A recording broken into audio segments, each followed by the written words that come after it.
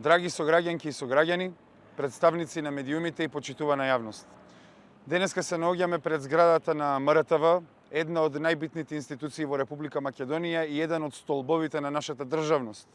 Особено ако ја видиме историјата на овој сервис, како таа значала и кој значај го имала во креирањето на државата и обстојувањето на сите идеали и темели на кои е поставена државата.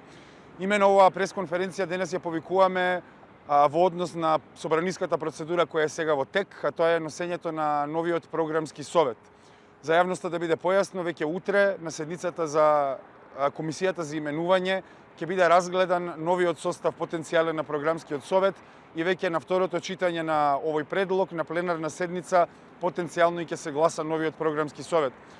Во соглед на тоа дека евидентно влагаме во потенцијално нова фаза на работењето на јавниот сервис, ние денеска имаме некои недоумици во однос на работењето на сегашниот програмски сервис и нивните надлежности.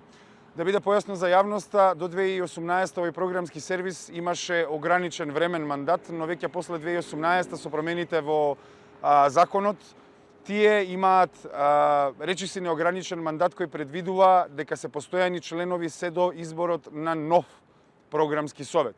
Но каде се поставуваат прашањата, тоа се во однос на нивните ингеренции за избор на надзорен одбор, генерален директор и заменик директор. Според законот се предвидува надзорниот одбор и генералниот директор да се бираат на временски определен период. Па така, генералниот директор се бира на секои 3 години, додека надзорниот одбор исто се бира според законската регулатива. Пред се, овде имаме два записници од седниците на програмскиот совет, еден е од 27 јануари 2025. Значи, дневен ред имаме точка разгледување и освојување на одлуката за распишување на јавен конкурс за избор на членови на надзорниот одбор на МРТ.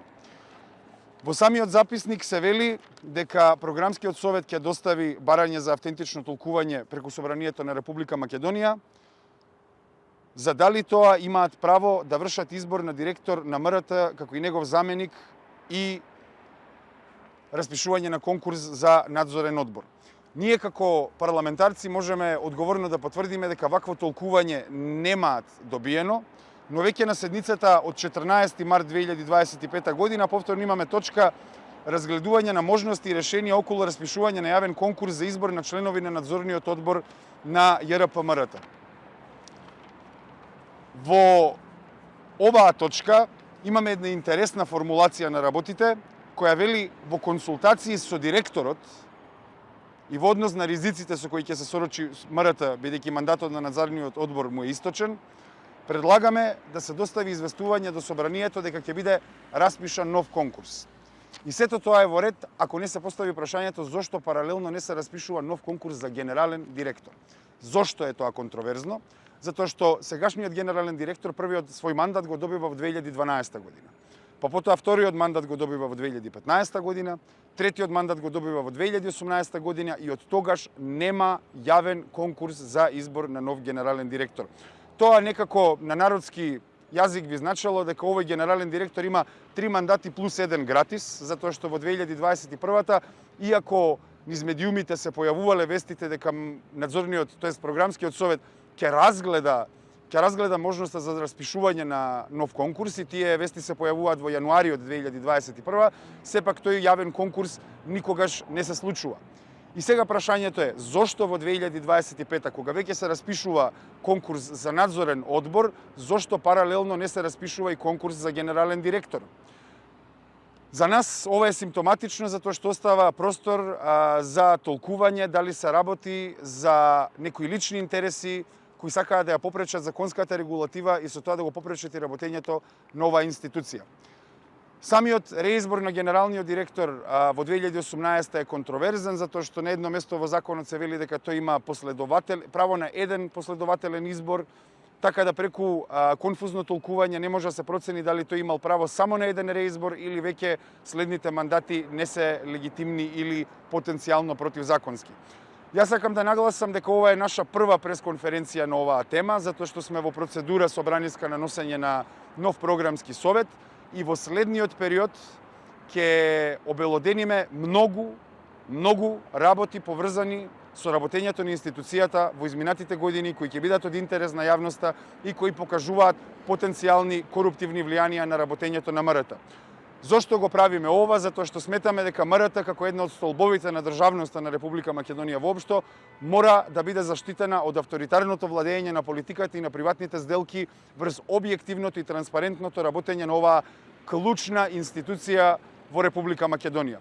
Особено ако видиме дека низа меѓународни извештаи во изминатата деценија, па и подолго, медиумскиот простор многу пати добивал негативни оценки токму заради влијанието на политиката и на приватниот интерес врз работењето на медиумите и на јавниот сервис воопшто.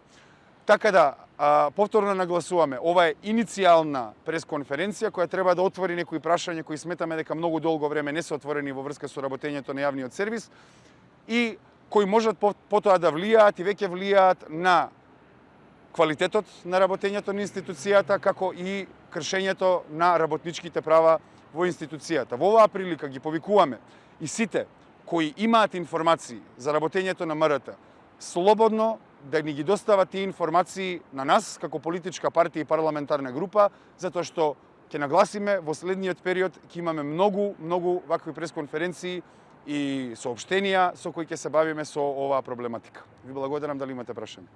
Во 2018 законот е сменет, како што реков, и даден е практично неограничен мандат на програмскиот совет, а кој нормално не е неограничен се до носењето на нов програмски совет.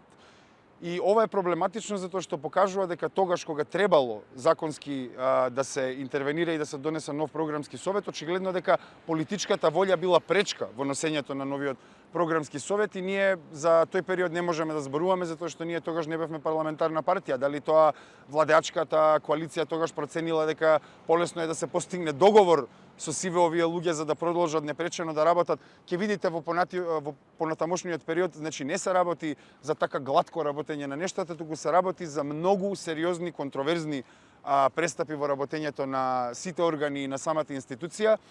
Сега, главното прашање, зошто сме ние тука? Ако на 17 март на 14 март има седница каде што се разгледува одлуката за распишување на надзорен одбор, зошто програмскиот совет не распише конкурс за генерален директор? Тоа е клучното прашање овде. Ако последниот конкурс за избор на генерален директор е во 2018 година, од тогаш имаме поминати 7 години, зошто паралелно кога не се избира нов надзорен одбор, зошто не се избира и генерален директор? На тие прашања треба да одговорат тие кои треба да ги следат законските регулативи и да одговараат за материјалните околности во самата институција. Распишане, јас го спомнав веќе неколку пати, контроверзното е зошто е распишан само за надзорен одбор, а не и за генерален директор. Тоа е прашањето и тоа е нешто што мислам дека е од голем интерес за јавноста. Ако веќе се распишува конкурс за надзорен одбор, зошто не се распишува и конкурс за генерален директор? Дури во записникот вели во консултација со директорот. Јас мислам дека законските регулативи се доста јасни и треба да се консултираат со законските регулативи. Симптоматично е зошто веќе кога собранието е во процес на носење на нов програмски совет, зошто сега се оди на избор на нов надзорен одбор, нели се вели за да не се попречи работењето на институцијата, но зарем не се попречува работењето на институцијата ако паралелно не се разбише и оглас за нов генерален директор.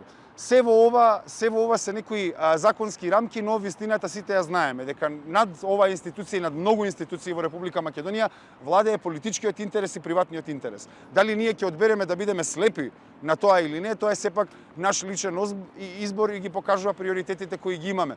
Но оваа институција во изминатиот период има многу контроверзни работи за кои допрва ќе зборуваме. Апсолутно тоа не е така. Ако програмскиот совет има ингеренции да распише конкурс за надзорен одбор, зошто не распишува конкурс за генерален директор? Апсолутно не е така. Тоа е во контрадикција. Значи, нели, те имаат мандат кој трае, еве сега распишале пред неполн месец за надзорен одбор, зошто нема конкурс за генерален директор? Тоа е прашањето ние кое го поставуваме за јавноста, затоа што како политичка партија сметаме дека некои работи не се артикулирани доволно од политичките чинители и се едноставно се дозволува некое да обстои некоја сива зона. Така да нашето јавно прашање денеска до програмскиот совет и до целокупната јавност, ако имаат ингеренции и потреба да распишат конкурс за надзорен одбор, зошто тогаш не се распишува и конкурс за генерален директор?